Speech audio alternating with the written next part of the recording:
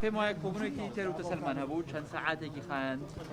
4 سەعاتی خایاند بێوەستان لە کۆبوونەوەکە بە تەواوەتی باسی پرۆسەی دانوستان و گفتوگۆی نێوان حکوومەتی هەرێمی کوردستان و حکوومەتی فەدرالیمان کرد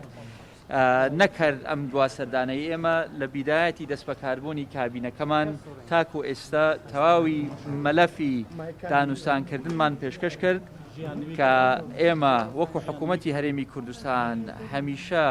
ویستومانە بگەینە ڕێککەوتنێکی سەرتاسەری لەگەڵ حکوومەتی فەدرالی چه حکوومەتەکەی بەڕێز دکتۆر عادل چه حکوومەتەکەی بەڕێز مستەفا کاظمی ئێستا و دەرەنجامی سەردانەکەی ئەمەمان ئەمجارە پێشکەش کرد و توانیمان وەڵامی پرسیارێکی زۆر بدەینەوە لەسەر بابەتە چاوەڕوانکراوەکان.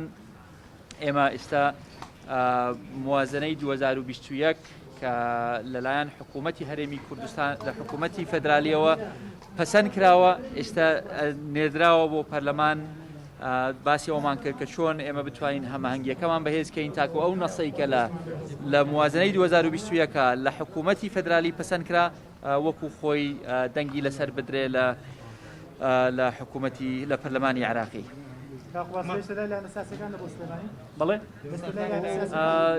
نەخێر سپینێک وازم کۆبوونەی مەکتەبی سیاسی یەکێتی هەیە بۆ ئەوە بەشدارە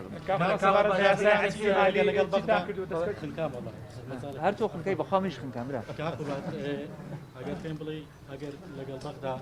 نەگەیشتم بە ڕێکەوتن بژاردەی هەرێمی کوردستان چ دەبێت ئەگەر بەغدا ئامادە نەبوو لەگەڵ تا ڕێکەوت ئێمە ڕێککەوتوینە لەگەڵ حکوومەتی فەدرالی ئەو ڕێککەوتنە لە موازنەی 2021 ڕەنگی داوەتەوە ئەو موازنەیە ئێستا بەرەو پەرلەمانە چێ مناقەشەیەکی پێم وایە جدی لە پەرلەمانە ئەکرێ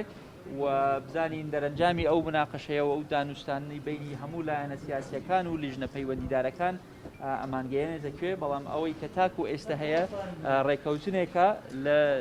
لەسەر بودجەی 2021 کە بەشێکی پەیوەندی بە هەرێمی کوردستانەوە هەیە. ئێمە وەکو حکوومەتی هەرێمی کوردستان ئەو بەشەی کە پەیوەندی بە هەرێمی کوردستانەوە هەیە هەم ڕازین پێی هەم پابەند دەبین پێی. بودجە وەک خۆی پەسەند کرا هەرێمی کوردستان ئامادەیە 250,000 بەرمیلەکە ڕادەستکە ڕاستە خۆ دوای بودجە ئێمە ئامادەی خۆمانمان دەربڕی بوو لە ڕابردوو لە ساڵی 2019 لە ڕێککەوتنەکەمان لەگەڵ حکوومەتی فێدرالی لە مانگی 11 2019 و ئێستش لە پرۆسەی گفتوگۆکردن و پەسەندکردنی موازنەی 2021 وتومانە ئێمە ئامادەین 250,000 بەرمیل نەوت لە ڕێگای سۆمەوە بفرۆشین. ئەمە زۆر مناقەشەوە کراوە هەدەکەم دووبارەی بکەمەوە ئێمە ئامادەین 250,000 بەرمیل نەوتەکە وەکو چۆن لە پرۆژە یاسای موازنەی 2021 هاتووە بە دەقی ئەو یاسایە پابەند دەبین پێی.